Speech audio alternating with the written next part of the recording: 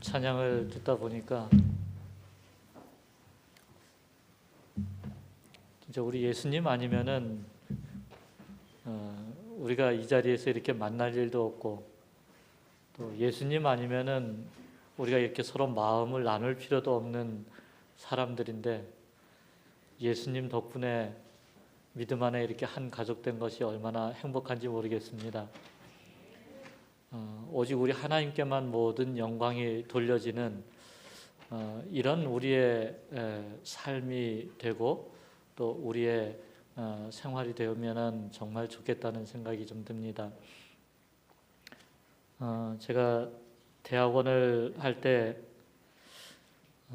김일모 목사님께서 이렇게 말씀을 주시면서 하나님의 주권에 대해서, 하나님이 우리의 주인 되시는 거기에 관해서 이렇게 말씀을 해 주셨는데, 어느 순간인가 이렇게 생각해 보니까 이 세상에는 크게 두 가지 사상이 있는 것 같습니다.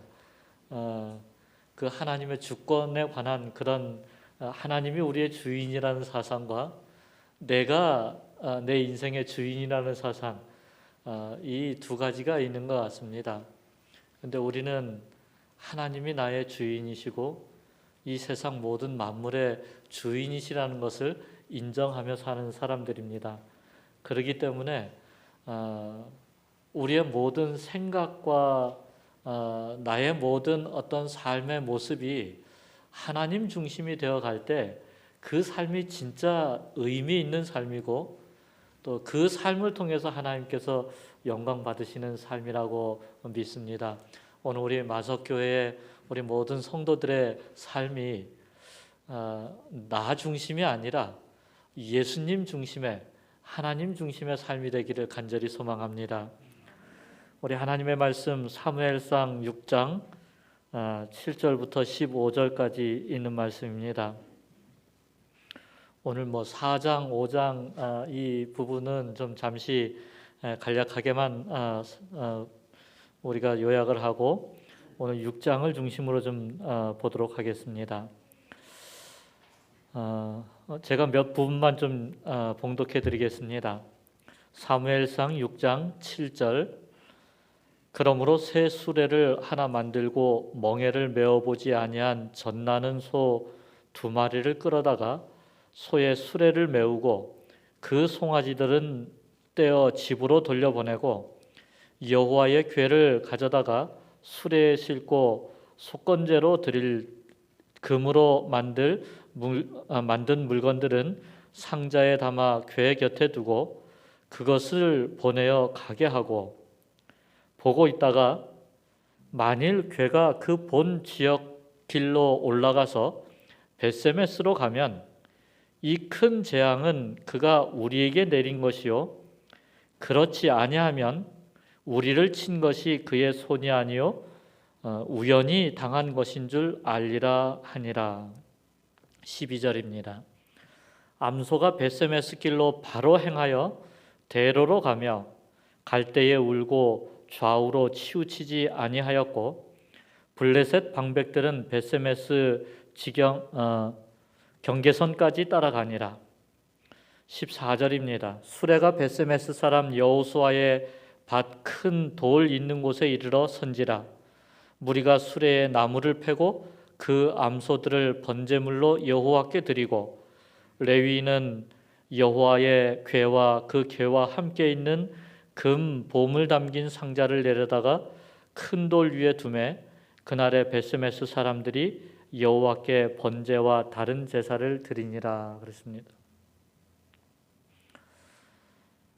하루하루 살아가는 이 세상이 정말 전쟁터와 같습니다. 얼마 전에 여러분들 뉴스를 통해서 다 보셨겠지만 용산 그 이태원이라는 곳에서 우리 젊은 아이들이 정말 아무 대책 없이 죽어가는 이런 참사들을 우리가 보았습니다. 누가 거기서 죽을 줄 생각이나 했겠습니까? 그런 일이 일어날 줄 누가 알았겠습니까? 우리 삶에도 많은 위기들이 있습니다. 우리를 쓰러뜨리고 짓밟으려는 그 사탄의 온갖 괴계들이 이 땅에 얼마나 널려 있는지 모릅니다. 근데 기억할 것은 우리 인생길에 어떤 위기가 있다 할지라도 내 인생의 주인 되시는 하나님께서는 우리를 그냥 두시지 아니하시고 그 하나님께서 함께 계시면 고난이 변하여서 반드시 축복이 되리라 확신을 합니다. 하나님께서는 참 이 땅에 많은 나라와 많은 민족들, 백성들이 있는데 왜 하필이면 이스라엘 백성들을 선택을 하신 걸까요? 그 이스라엘이 존재하는 이유, 그 가치가 무엇일까요? 이스라엘 나라가 커서 그들을 선택했습니까? 아니면 인구가 많아서 그들을 선택한 것일까요? 지하 자원이 넉넉한 것입니까? 아니면 국방력이 튼튼했기 때문에 그들을 선택한 것일까요? 사실 아무 보잘것없는 나라가 이스라엘입니다. 그런 이스라엘의 존재 가치는 바로 그들의 주인 되시는 하나님이 선택하시고 하나님이 돌보셨다는 거기에 있는 것입니다. 오늘 우리 마석교회 우리 성도들을 하나님께서 선택하시고 하나님께서 지켜주신다는 이 사실에 감사하며 살아가시게 되기를 바랍니다. 하나님이 함께 하신다는 것입니다. 하나님이 떠나고 나면 아무것도 남는 게 없는 족속이 바로 이스라엘입니다. 내 인생을, 우리 인생을 아무리 생각해도 하나님의 은혜입니다. 기도한 것뿐인데, 말씀 사랑한 것밖에 없는데, 그저 교회 잘 나온 것밖에 없는데, 마지막 때 내가 너를 지팡이로 쓰겠다, 땅끝까지 복음을 전하는 사명자로 삼겠다라고 말씀하십니다. 사실 이런 사명을 버리고 나면 나의 존재 가치는 없는 것입니다. 하나님으로부터 받은 사명을 버리고 나면 남는 게 아무것도 없는 게 우리 교회요, 나의 삶이라는 것입니다. 미국 콜로라도주 롱스피크라는 그 산비탈에는 지금도 거대한 나무의 잔해가 쌓여 있다고 합니다. 수년 전까지만 하더라도 한 400년 가까이 그곳에 서 있던, 이제 400년이라 그러니까 잘 이게 감이 안 오지 않습니까? 콜럼버스가 그 신대륙을 발견할 때쯤 그때 거기에 이제 서 있던 그 나무가 하나 있었다는 것입니다. 이 400년을 지나는 동안 그 거대한 나무가 벼락을 맞은 것이 14번을 벼락을 맞았고, 산사태와 폭풍우는 이루 셀 수 없을 정도로 겪으면서도 굳건히 서 있던 나무였습니다. 근데 어느 날 주변 나무를 갉아먹고 살던 딱정벌레 한 무리가 이 거대한 나무로 기어 들어와서 이 나무의 수피를 갉아먹기 시작을 했습니다. 뭐 진짜 손가락으로 그냥 손가락 하나로 진 눌러도 뭉개질 것 같은 이 벌레 한 마리에 400년을 버티어오던 이 거대한 나무가 온 산을 울리며 어느 날 쓰러지고 말았다는 것입니다. 데일 카네기의 자기관리론 중에 나오는 이야기입니다.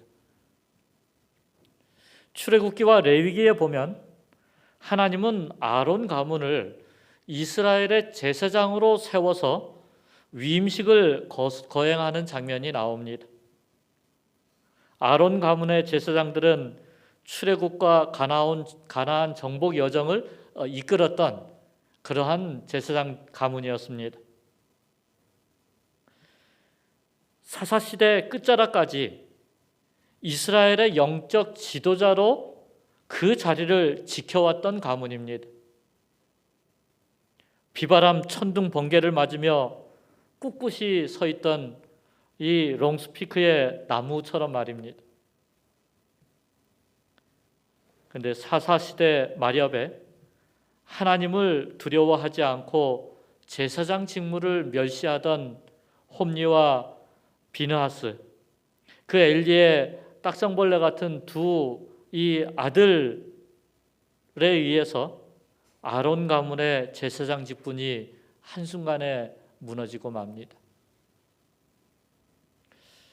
나를 존중히 여기는 자를 내가 존중히 여기고 나를 멸시하는 자를 내가 경멸하리라. 사무엘상 4장과 5장은 이제 엘리 제사장 가문의 종말과 그들이 최고로 섬기던 이 법궤가 뺏기는 이 비극의 장면이 나옵니다. 4장 마지막 장면에 보면 만삭인 비느하스의 아내가 시아버지 엘리와 남편이 죽었다는 그 소문을 듣고 갑자기 배가 아파 아이를 낳고 죽어가면서 아이 이름을 이가봇이라고 짓습니다. 이스라엘에게서 하나님의 영광이 떠났도다라고 탄식하며 죽어갔던 것입니다. 바로 400년 동안 굳건히 서 있던 이 거목이 쓰러지듯이 아론 제사장 가문이 그 막을 내리는 상황이었습니다. 이스라엘은 블레셋과의 전쟁에서 법궤까지 모시고 나갔다가 보기 좋게 패합니다. 그 법궤를 빼앗기는 수치를 당합니다. 어리석은 이스라엘의 장로들은 하나님이 우리를 버리셨다라고 하는데 하나님은 이스라엘을 버린 적이 없습니다. 왜 내가 이런 일을 당해야 되는데? 내가 정말 얼마나 기도했는데? 내가 얼마나 믿었는데? 내가 얼마나 섬겼는데? 하면서 원망합니다. 자기가 하나님을 버려놓고 하나님이 자기를 버렸다고 불평하고 원망을 합니다. 자기들이 하나님을 떠나놓고 하나님이 우리를 떠났다고 비난합니다. 가끔 교회에서 집사님들끼리 서로 싸움이 붙고 나서 이 갈등이 생기면 그 책임이 누구한테 돌아옵니까? 서로에게 돌아가는 게 아니라 목사님이 중재 안 해줘서 이렇다고. 이스라엘은 나가서 블레셋 사람들과 싸우려고 에벤에셀 곁에 진쳤다고 하는데 이 블레셋과의 싸움이 블레셋이 먼저 쳐들어온 것이 아니라 여기 보니까 이스라엘이 나갔다라고 하는 것을 보니까 어쩌면 이스라엘이 먼저 싸움을 건 것은 아닐까 이런 생각을 좀 해봤습니다. 근데 전쟁에서 패하자 이런 원망을 하는 것입니다. 사무엘상 4장 3절에 백성이 진영으로 돌아오매 이스라엘 장로들이 이르되 여호와께서 어찌하여 우리에게 오늘 블레셋 사람들 앞에 패하게 하셨는고. 자기들이 패해놓고 자기들이 망할 짓 해놓고 하나님이 하셨다고 넋두리 하는 것, 이게 우리 인간의 나의 모습이 아니겠습니까? 하나님은 우리의 불평과 원망이 얼마나 무서운 것인가를 가르쳐 주십니다. 사무엘상 5장을 열면 하나님의 법궤가 전쟁의 전리품처럼 블레셋으로 끌려가는 장면이 나옵니다. 5장은 시작부터 끝까지 이스라엘에 대한 얘기는 단 한마디도 나오지 않습니다. 오직 하나님의 법궤가 블레셋 땅에서 어떤 일을 행하시는지만 기록됩니다. 이스라엘이 회개하고 전열을 정비하고 싸우고 노력해서 법궤를 다시 찾아온 것이 아니라는 것입니다. 법궤 스스로의 능력으로 돌아옵니다. 하나님은 하나님 당신 스스로의 능력으로 당신의 영광을 찾으십니다. 지금까지 이스라엘 백성들은 자기들이 회막과 법궤를 지키고 있다고 생각을 했습니다. 근데 그게 아니었습니다. 회막과 법궤가 오히려 이스라엘을 지켜주고 있었던 것입니다. 법궤를 빼앗겼다는 얘기는 하나님의 임재의 영광과 또 그 능력과 권세를 빼앗겼다는 얘기입니다. 우리가 교회를 지키고 신앙을 지킨다고 생각을 합니다.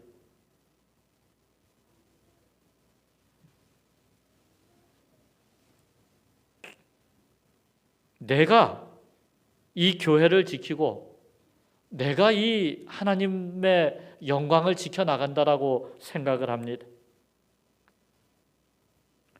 근데 사실 알고 보면 교회가 나를 지켜온 것을 우리는 알 수가 있습니다. 우리가 선신하고 섬겨서 교회를 성장시킨 것이 아니라 교회가 나를 지키고 이만큼 성장시켜준 것입니다. 이 다음 말씀을 보면은 우리가 좀 더 이해를 할 수가 있습니다. 법궤를 전리품으로 가져간 블레셋 사람들이 하나님의 법궤를 다곤 신전에다 갖다 놓습니다.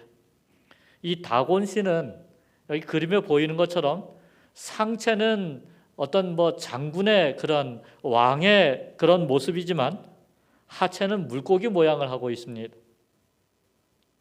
땅과 바다를 정복하는 신이 다곤이라고 믿었던 이 블레셋 사람들이었던 것입니다.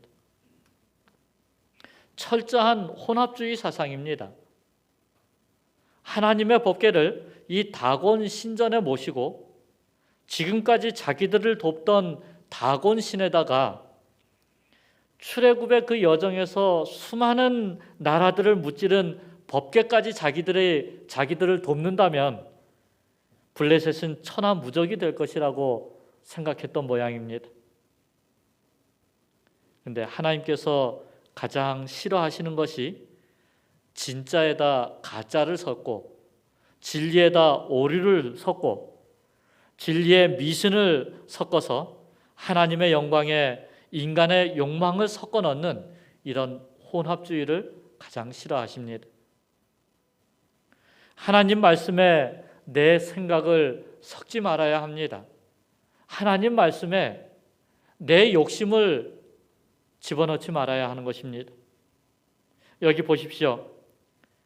다곤 신전에 갖다 놓은 이 하나님의 법궤가 이제 하나님께서 그 법궤를 통하여서 역사를 하십니다. 끌려갔던 법궤가 움직입니다. 법궤 혼자 블레셋과 싸우는 것입니다. 블레셋 사람들은 이른 새벽에 기도를 드리기 위해서 다곤 신전에 들어갔습니다. 근데 법궤 앞에서 다곤 신이 엎드려져서 얼굴을 땅에 대고 엎어져 있는 것입니다. 이 코를 땅에 대고 엎어졌다는 것은 코가 납작해졌다는 말입니다.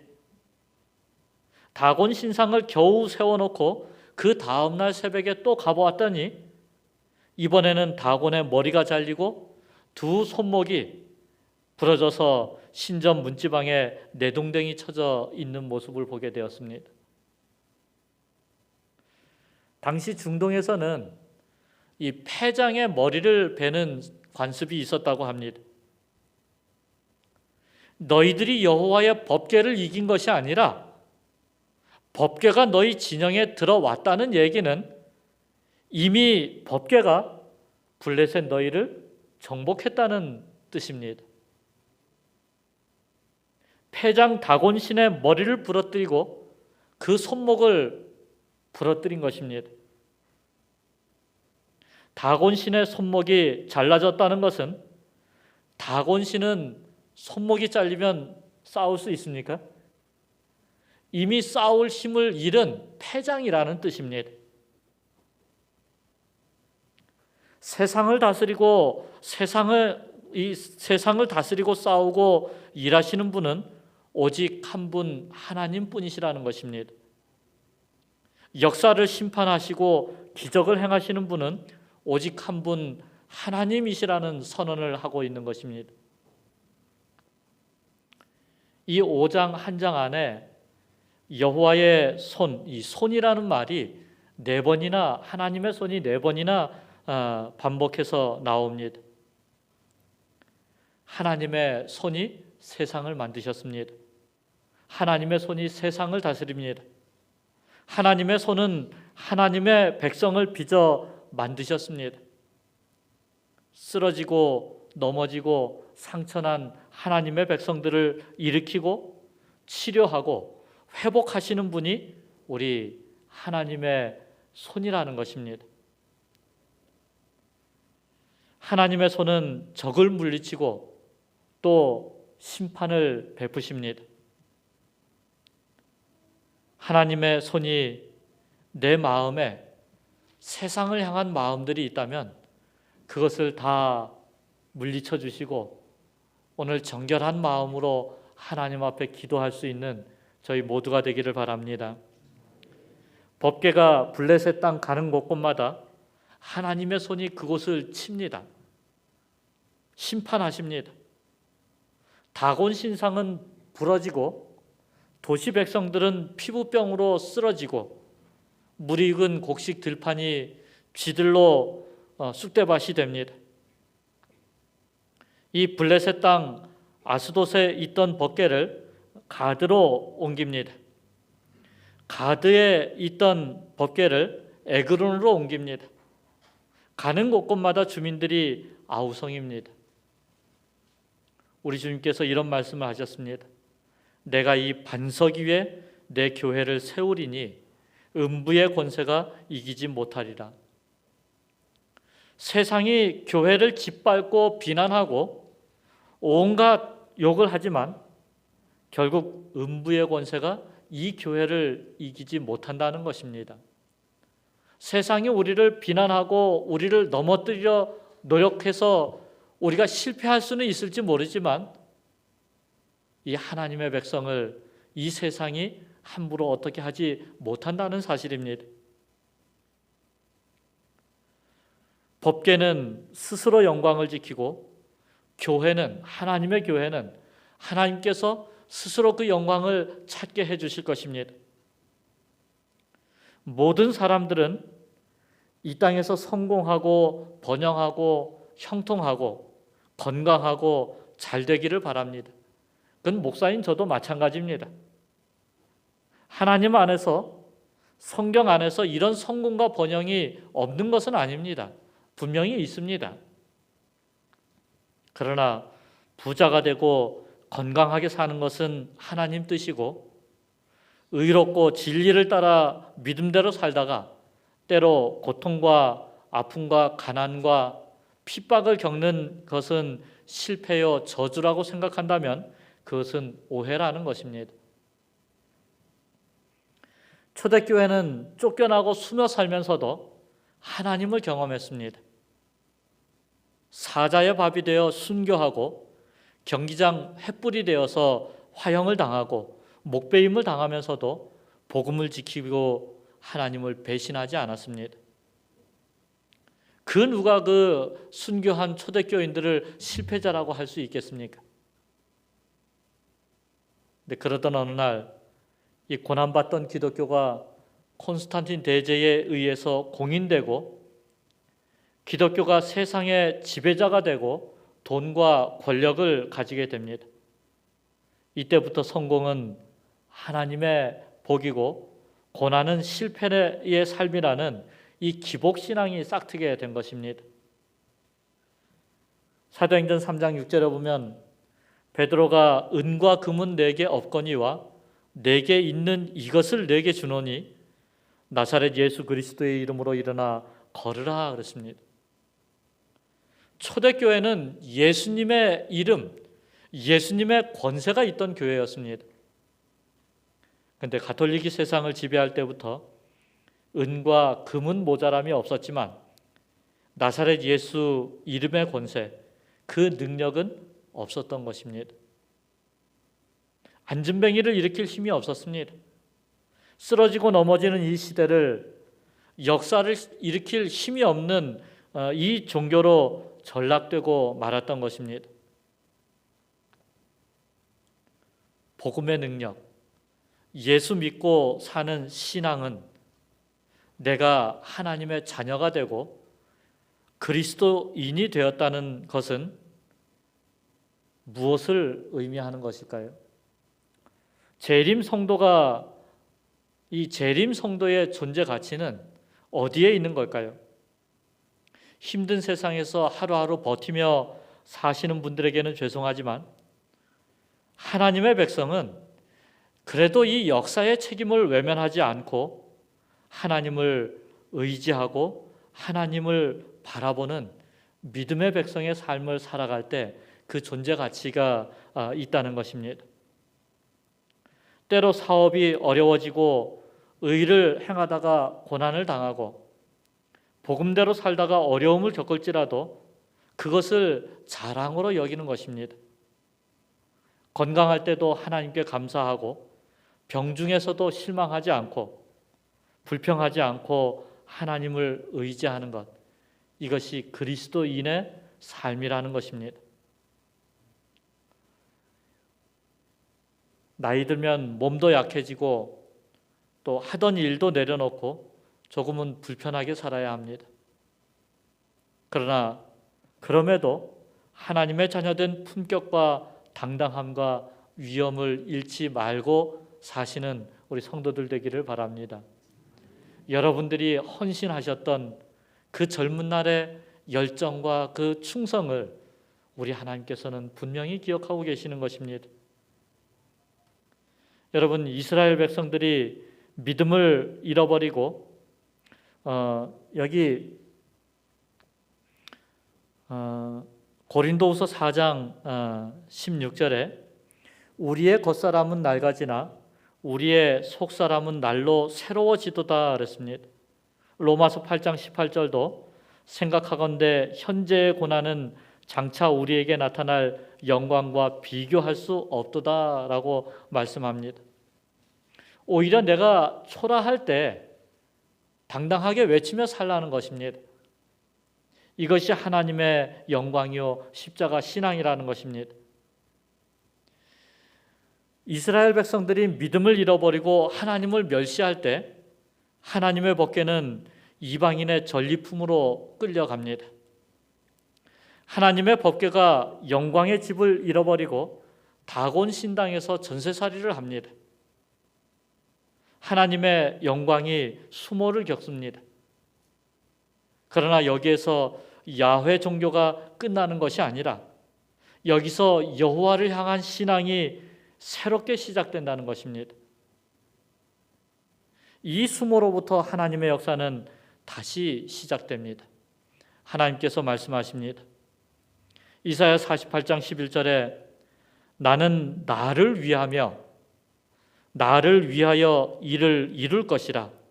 어찌 내 이름을 욕되게 하리요 내 영광을 다른 자에게 주지 아니하리라 말씀하십니다. 블레셋 사람들이 법궤를 더 이상 이 블레셋 땅에 둘 수 없다고 판단하고 법궤를 본래 있던 자리인 벳세메스로 돌려보내기로 합니다. 그러면서도 잔꾀를 부립니다. 이 모든 일을 우연으로 돌리자는 것입니다. 하나님의 살아계심을 부정하고 하나님의 역사하시는 손을 꺾으려고 마지막까지 노력을 합니다. 사무엘상 6장 7절부터 그 다음에 나오는 말씀들을 보면 이 블레셋 사람들이 새 수레를 하나 만듭니다. 그리고 멍에를 메어보지 아니한 젖나는 소 2마리에게 수레를 메웁니다. 젖먹이 송아지를 우리에 묶어둡니다. 그리고는 이 2마리 소가 벳세메스로 향하여서 곧장 쭉 가면은 하나님께서 하신 일이야. 그런데 다른 길로 간다든지 길을 못 찾는다든지 이 두 마리 소가 서로 다른 길로 가려 한다면, 이 어린 송아지에게로 돌아온다면 블레셋을 친, 우리를 친 이 모든 것들은 하나님의 손으로 한 일이 아니라 우연히 벌어진 일이야 라고 결정을 합니다. 그렇게 우연히 벌어진 일이라고 생각하고 싶었던 것입니다. 세상 모든 사람들, 이 블레셋 사람들에게 하나님의 역사가 나타나는데도 불구하고 보라, 하나님은 안 계신다, 이 모든 것이 우연이다라고 말하고 싶었던 것입니다. 이 두 마리 암소가 법궤가 있던 벳세메스로 갈 확률을 제로로 만들어 놓고, 그러나 성경은 당당히 우리에게 선포하고 있습니다. 12절에 암소가 벳세메스 길로 바로 행하여 대로로 가며 갈 때에 울고 좌우로 치우치지 아니하였고 그랬습니다. 하나님은 이 제로의 확률을 뒤집어서 100% 승리로 만들어 버리십니다. 인간의 생각, 인간의 방법은 어떤 노력을 한다 하더라도 헛것이라는 것을 보여주신 것입니다. 이 시대가 새로워지는 것은, 다시 우리가 일어설 수 있다는 것은 우리 앞에 있는 산적한 문제들이 다 해결되기 때문이 아니라는 것입니다. 이 세상 앞에 우뚝 일어서는 것은 확률 제로처럼 보이지만 하나님은 우리 곁에 돌아오셔서 우리와 함께 하셔서 승리 100%를 만들어내시는 분이시라는 사실입니다. 기적을 행하시고 살아계심을 드러내시는 분이 우리 하나님이십니다. 지금도 여전히 그 하나님은 살아계십니다. 하나님의 백성들이 하나님을 버릴 때, 이방인들이 하나님의 역사를 조롱할 때 암소 두 마리에게 성령이 임합니다. 여러분, 콧뚜레를 꿰지 않은 소가 이렇게 제 길을 안 갑니다. 저희는 어려서 시골에서 소 콧뚜레 꿰는 것을 보았기 때문에 꿰기 전까지는 아무리 고삐를 잡고 끌어도 지 멋대로 갑니다. 근데 하나님의 성령이 이 암소들에게 임해서 암소를 인도하십니다. 하나님은 암소를 통해서 당신의 기적을 행하십니다. 하나님의 자녀들이 불순종하니까 암소가 하나님께 순종함으로 하나님의 뜻을 이루어 드리는 것입니다. 어쩌면 이 장면을 생각해 보면서 목사, 장로, 집사들이 불순종한 그 자리에 어린 신앙인이, 철없는 아이가 하나님의 음성을 듣고 성령 충만하여 하나님의 사역을 감당해 내는 것과 같은 모습이 아닐까 생각해 봤습니다. 오래 신앙하면서도 입만 열면 불평이고 원망하고 비난하고 비판할 때 이제 갓 믿은 초신자가 눈물로 감격하고 감사하고 복음을 전하는 것과 같은 모습이 아닌가 생각해 봅니다. 나는 암소를 통해서라도 내 법궤를 내가 옮긴다. 이게 오늘 본문 하나님의 역사인 것입니다. 여러분, 세상 모든 만물의 주인이 우리 하나님이심을 믿고 우리 삶에서 일어나는 여러 가지 문제와 어려움들을 내가 해결하려고 하지 말고 하나님께 온전히 맡기시는 믿음을 갖게 되시기를 간절히 바랍니다. 두 마리 암소가 울며 하나님의 손에 이끌려 벳세메스로 이 법궤를 메고 갑니다. 그 눈물이 젖먹이 새끼를 두고 온 그 어미소의 모정의 눈물이기도 했을 것입니다. 그러나 저는 이 암소가 성령 충만해서 하나님께 순종하고 은혜 받아서 우는 눈물이 아닐까, 이런 생각도 좀 해봤습니다. 우리에게 이런 눈물이 있어야 합니다. 내가 형통해서 우는 눈물 말고 때로 자존심 상하고 초라해 보이기 짝이 없지만 그래도 나는 믿음을 지켰다. 그런 상황에서도 믿음을 배신하지 않고 또 순교의 기회가 온다면 피 흘려 죽을 각오를 내가 가지고 있다는 그런 눈물을 갖게 되기를 바랍니다. 이런 신앙 때문에 내 안에 살아계신 하나님 때문에 내가 하나님의 자녀가 되었다는 그 감격 때문에 예수님이 나를 버리지 않으셨다는 이 사실 때문에 병들고 가난하고 늙고 실패했어도 당당히 믿음을 지켜나가며 하나님께 영광을 돌리는 성도들이 되기를 바랍니다. 사랑하는 성도 여러분, 오늘 우리에게도 정말 뺏기지 말아야 할, 정말 절대로 잃어버리지 말아야 할 법궤, 그 영광의 이름들이 있습니다.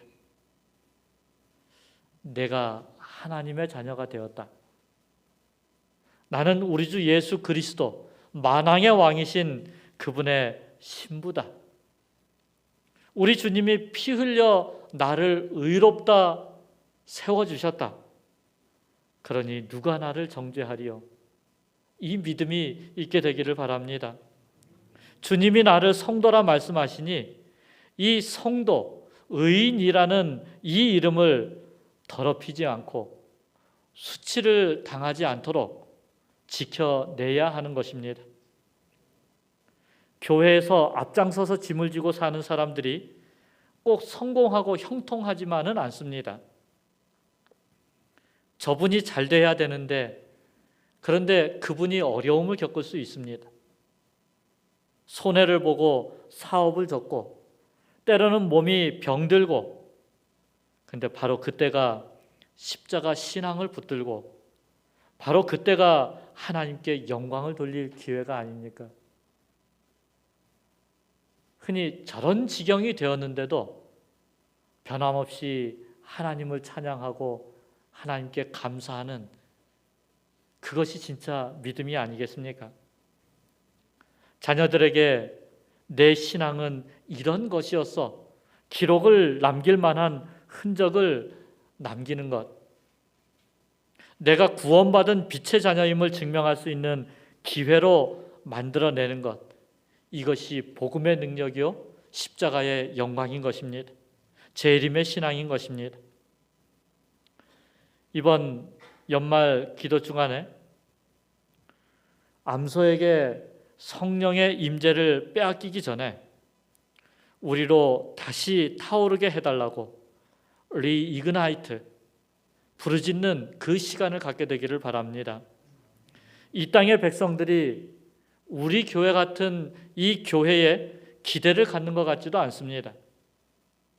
우리 같은 목사에게 희망을 거는 것 같지도 않습니다. 재림교회 교인들이 세상을 새롭게 하리라 그렇게 믿지도 않는 것 같습니다. 그럴지라도 하나님, 우리에게서 촛대를 옮기지 마시고 우리 교회로부터 법궤를 옮기지 마시옵소서. 주여 친히 살아계심을 드러내시옵소서. 주여 역사하여 주시고 우리 지도자들이 하나님의 영광을 혹 가려울지라도 철없는 어린아이 하나라도 불러서 당신의 살아계심을 드러내시옵소서라고 기도하는 성도 되시기를 바랍니다. 교회가 세상의 희망이었는데 지금은 이런 희망이라는 외침이 도로 들어가 버렸습니다. 그럴 때라도 하나님 앞에 다시 엎드려 기도해야 합니다. 하나님, 우리가 다시 희망을 선포할 수밖에 없습니다. 이 시대에 희망을 말하는 하나님의 백성으로 남고 싶습니다. 교회가 희망이 되지 못해도 하나님 살아계심을 증거해야 될 사람이 우리가 아니겠습니까? 우리가 싸우지 못하는 이 역사 한복판에 하나님 친히 기적을 베푸셔서 하나님께서 스스로 일하시고 역사하셔서 하나님이 살아계심을 보여주시옵소서. 하나님 스스로 거룩히 여김을 받으시고 우리가 하나님 멀리하고 살았사오니 이제 하나님 살아계심을 우리가 깨달아 우리도 살게 해달라고 기도하시는 이 시간 여러분들이 되시기를 간절히 바라면서 말씀을 마치겠습니다.